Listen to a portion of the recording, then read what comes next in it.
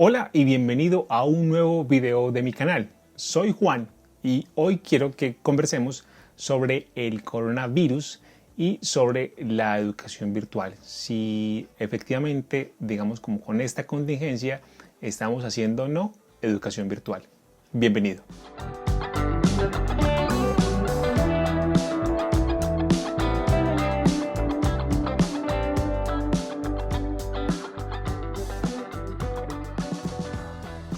Hago este video con la intención de, primero, dar mi opinión sobre el tema. Más que hablar de coronavirus, quiero hablar de educación virtual. Quiero empezar a proponer una discusión sobre lo que está sucediendo, si efectivamente la educación virtual es la solución o no, y si estamos ejecutando, o sea, si las estrategias que estamos haciendo efectivamente se llaman educación virtual.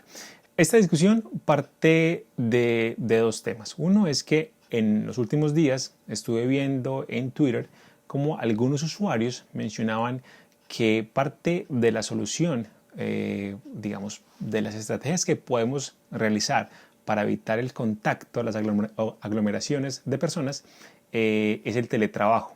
Pero algunos decían, venga, vamos a mirar con detalle si efectivamente lo que se va a realizar es teletrabajo o no, porque puede terminar incluso afectando el concepto, afectando los esfuerzos y las estrategias propias del teletrabajo. Es decir, hacer teletrabajo no es simplemente decirle al empleado váyase para su casa y desde su casa trabaje. No, hay digamos como unas consideraciones, hay unas reflexiones, hay unas pautas que digamos definen si efectivamente es o no un teletrabajo.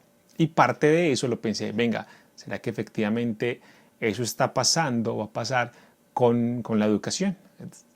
Es e-learning lo que se va a hacer, lo que no se va a hacer. Y la otra, el otro detonante, digamos, como para atreverme a hacer este video de opinión, fue una conversación con mi hermano, que trabaja también en temas de educación, y hace unas horas estuvimos conversando sobre, ¿será que lo que se está proponiendo en el país a nivel mundial es e-learning, es educación virtual, o es un uso intensivo de las TIC, digamos, en procesos de educación tradicionales? Entonces es eso. Creo que para arrancar la discusión es preciso poner en común qué entiendo por educación virtual. Infortunadamente, digamos como que al menos en este momento el video no tiene la posibilidad de que estemos conversando, pero sí los invito a que en la caja de comentarios me comenten qué entienden por educación virtual. Mi concepto lo construí en el 2014, hice un ejercicio de dar una definición algo densa sobre lo que es la educación virtual, que incluso hay un video en mi canal que tiene por título ¿qué es el e-learning? Y en mi blog también hago una referencia a la educación virtual. Voy a traer algunos apartes de lo que para mí en esa construcción de lo que es e-learning, que trae elementos de muchos autores, digamos, es preciso expresar.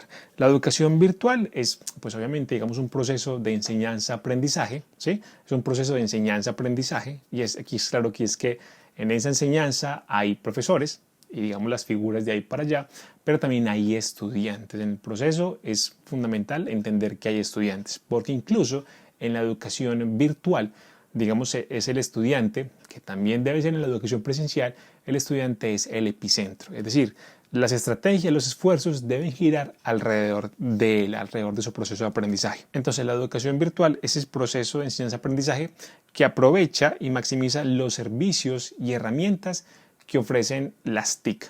¿Sí? ¿Para qué? Para simular un ambiente de aprendizaje. ¿Vale?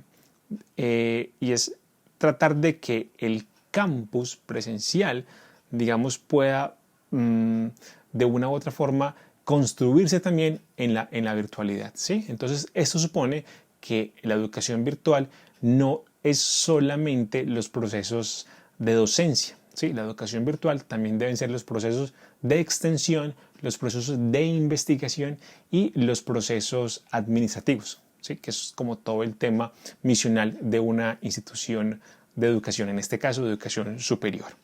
¿Qué pasa? En la educación virtual se ofrecen contenidos que son recursos educativos y medios didácticos. Hay una diferencia que da para otro video.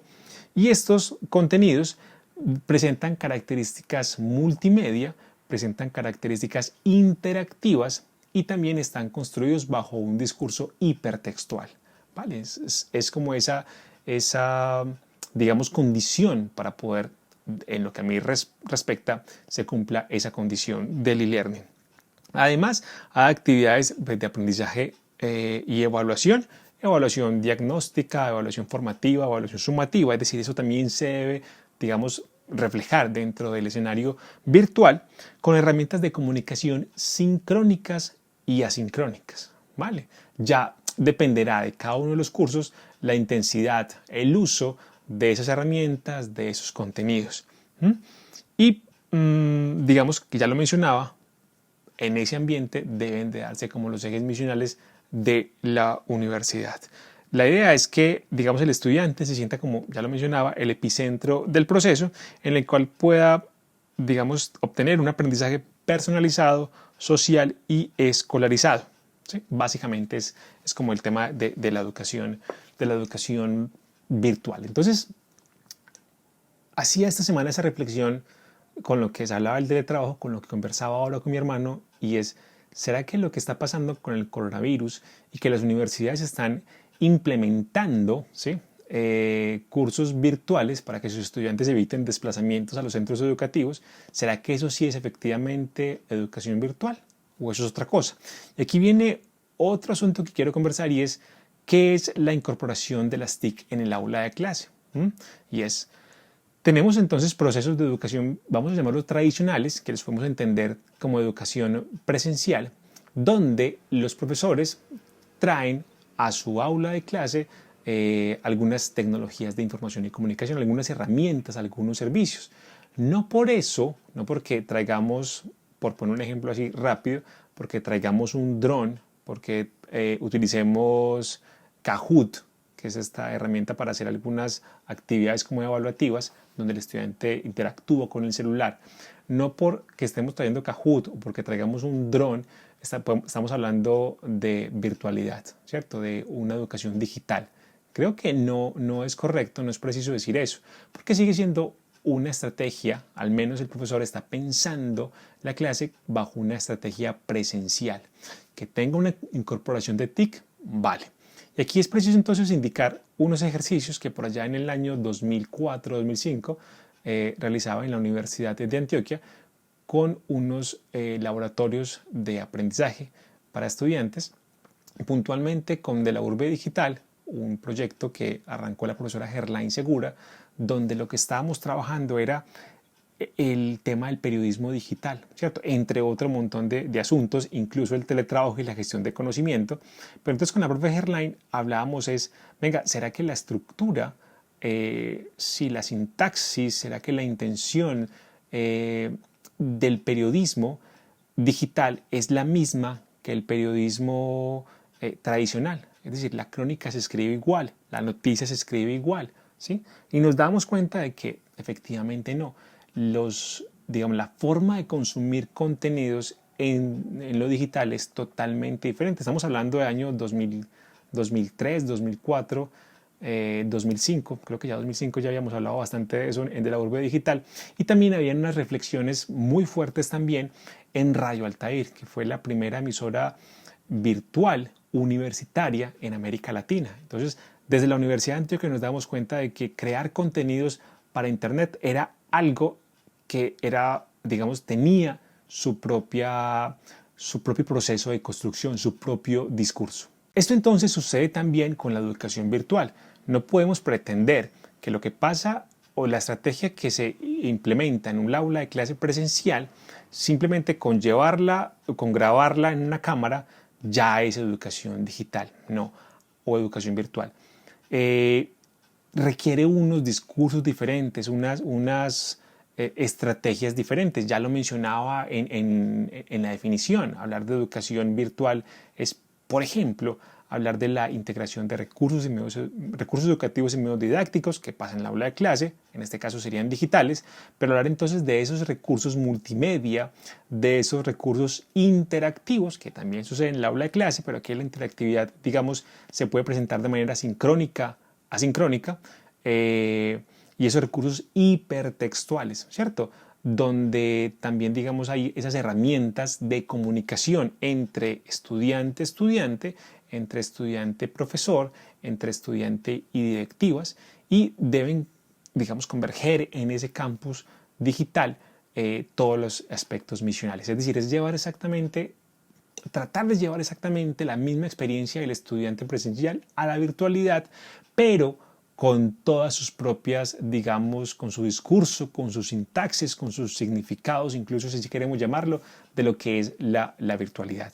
Entonces, la pregunta es, ¿será que las instituciones de educación superior de la ciudad, del país, y aquí hago una claridad, yo soy colombiano, vivo en la ciudad de Medellín, y esta semana el presidente de la República, el señor Iván Duque, y el día de ayer el gobernador de Antioquia, digamos puntualmente me concentro en el gobernador, el señor Aníbal Gaviria, hablaban de una emergencia sanitaria y pues ponían algunas condiciones puntuales, y es por ejemplo el tema de la cancelación de eventos donde pues haya un aforo superior a 500 personas, y los menores se van a evaluar a ver si de pronto se cancelan también. Esto supone que las universidades también deban tomar algunas acciones al respecto. Es decir, la situación que ha planteado el coronavirus es algo que hay que prestar atención. Entonces, algunas universidades en el día de hoy han sacado algunos comunicados informando: vamos a irnos a la educación virtual, vamos a hacer nuestras clases virtuales. Y ahí es donde me surge entonces la pregunta y la motivación también de este video. ¿Será que efectivamente las universidades van a hacer educación virtual? ¿Sí? ¿Están preparadas las universidades de la ciudad, las universidades de Antioquia, el país, para afrontar este reto de, digamos, llevar sus procesos de enseñanza-aprendizaje, además de investigación y extensión, y sus procesos administrativos, a lo digital? No sé si se deba llamar educación virtual, o de una manera más responsable incluso, es un uso intensivo de las tecnologías de información y comunicación en su proceso de enseñanza-aprendizaje. Claro, la idea es que esta digamos, condición del coronavirus ojalá no nos dure pues un semestre o más de, ¿sí? Entonces ya venían con un proceso de educación presencial.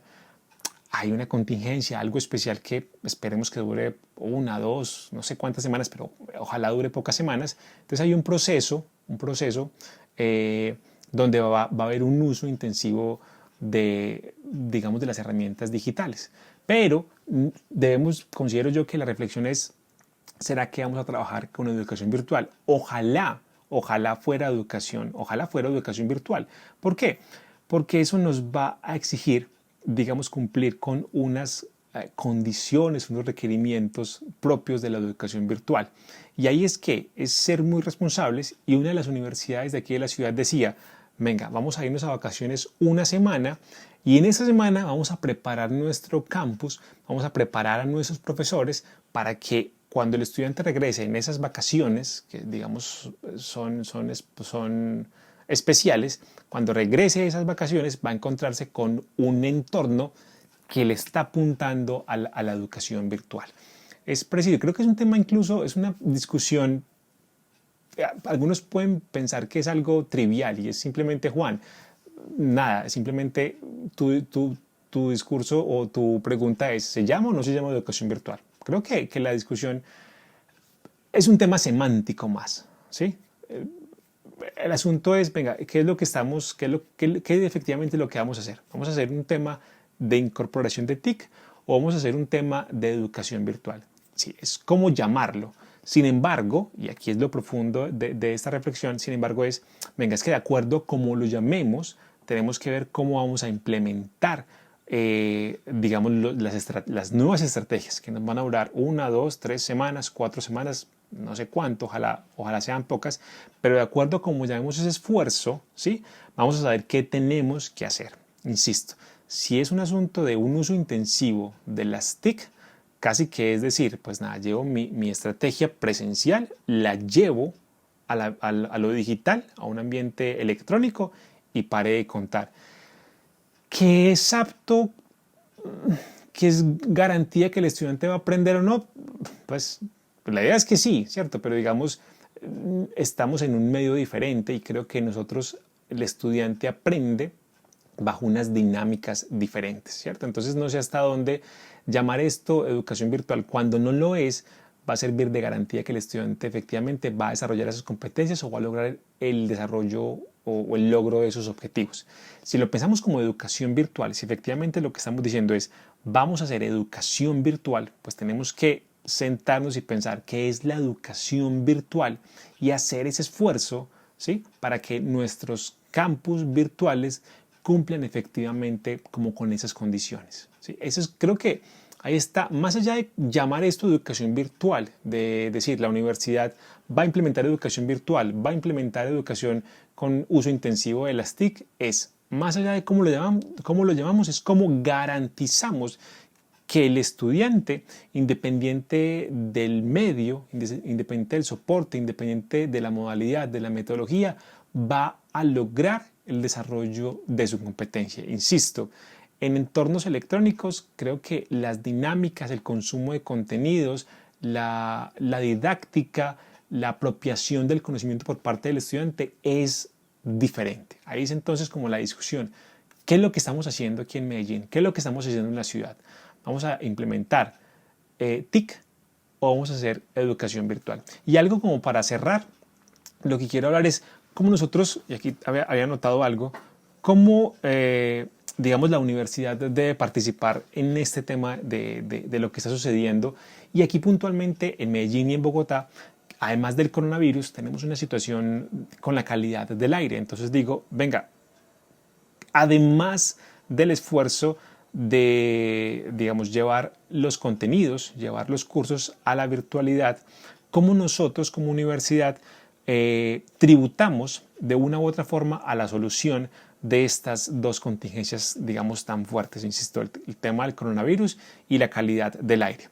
Y pensaba, venga, creo que las facultades entendidas como estudiantes, entendidas como profesores de cátedra, de planta, medio tiempo, egresados incluso, deberíamos, independiente, digamos, como del área de conocimiento, deberíamos, sí, tributar a solucionar. Me explico.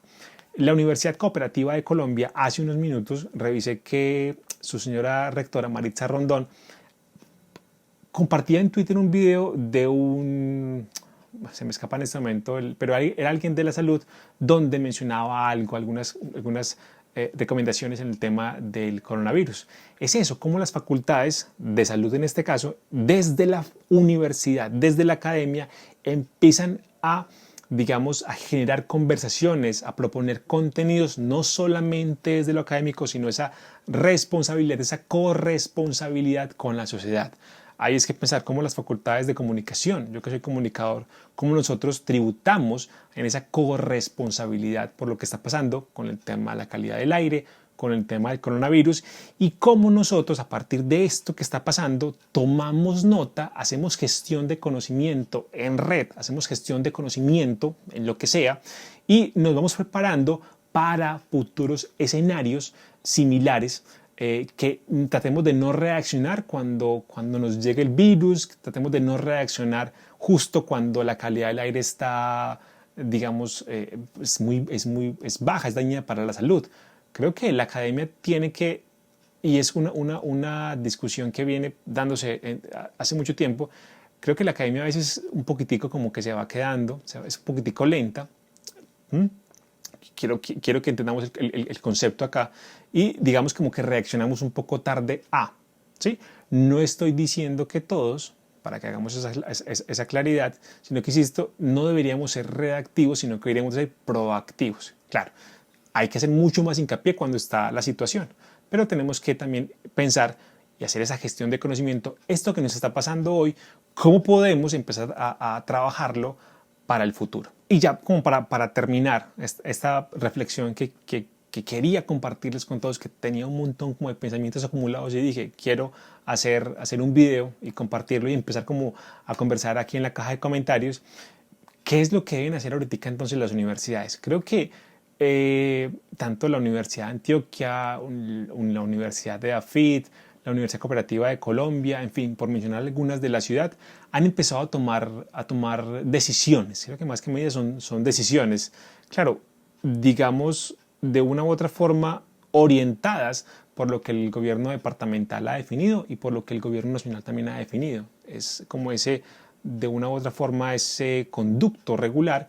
Y creo que las universidades, y hay algo muy interesante por los rectores, han estado atentos y han logrado tomar decisiones que están beneficiando de una u otra forma a la comunidad académica. Lo que me parece responsable es, si vamos a hacer educación virtual, y aquí quiero destacar que una de esas universidades ha planteado es, venga, vámonos, lo que ahora mencionaba, vámonos a una semana de vacaciones y hagamos esta adaptación de la plataforma, esta rápida capacitación de los profesores y empecemos a ofrecer algo que garantice la calidad, la suficiencia, la pertinencia del proceso de enseñanza-aprendizaje. Creo que tenemos que ser, digamos, cautelosos, no podemos entrar en pánico y simplemente correr a decir, vamos a migrar todo a la plataforma, conéctese a Blackboard, conéctese a Google Classroom y ahí está todo el material. No podemos, considero yo, y es mi opinión, caer dentro de lo que hace muchos años hablábamos del e-reading, que es entonces, no nada, está todo en PDF y ahí está. Y ese es el proceso de enseñanza-aprendizaje.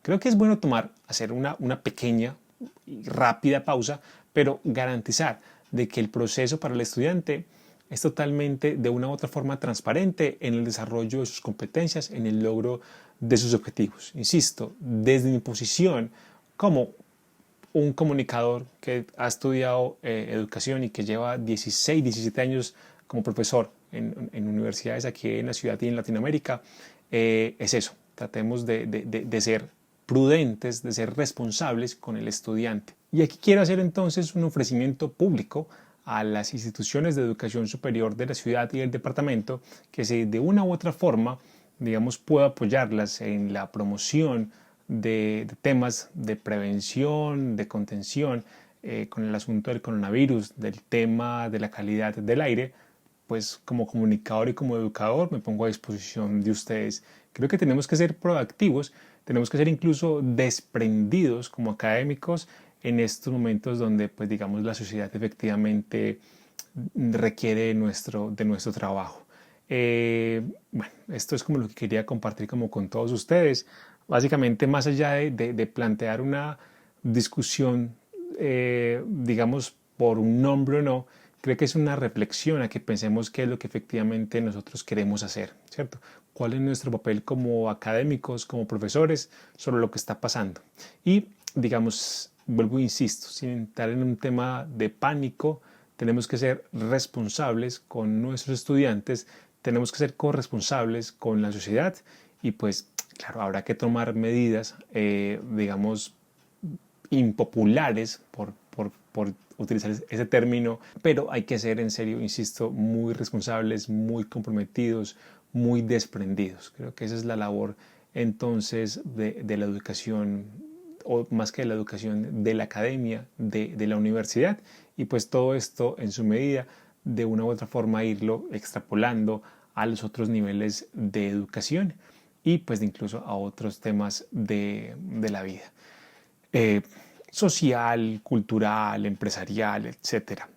Bueno, era eso. Muchas gracias entonces por quedarse hasta esta parte del video. La discusión creo que es mucho más, pero quiero quedar por aquí. Creo que ya va bastante largo el video. Los invito a que sigamos discutiendo, hablando sobre cuál es el papel de la universidad en este tipo de situaciones. Aquí en la caja de comentarios estaré pues como feliz de leerlos, igual en mi blog, que creo que en mi blog hay mucha más participación en esos temas de discusiones, de interactividad, entonces también los estaré esperando. Mi blog es juanca.e-lexia.com, igual está aquí pues abajo en la caja de descripción. Voy a dejar el enlace para que empecemos a conversar sobre eso. Y pues por último quiero reconocer nuevamente las decisiones que han tomado algunos rectores de instituciones de educación superior de la ciudad que de manera, digamos, casi inmediata han tomado decisiones que para mí son acertadas. Aquí lo único que yo quiero es simplemente hacer reflexión y decir, vamos a hacer educación virtual, hagámosla bien hecha. Si te gustó este video, te invito a que des clic en me gusta, a que lo compartas especialmente con académicos, con personas que estamos trabajando en el sector de la educación virtual. Y pues por último, como siempre termino mis videos, a que te suscribas al canal. Chao, chao.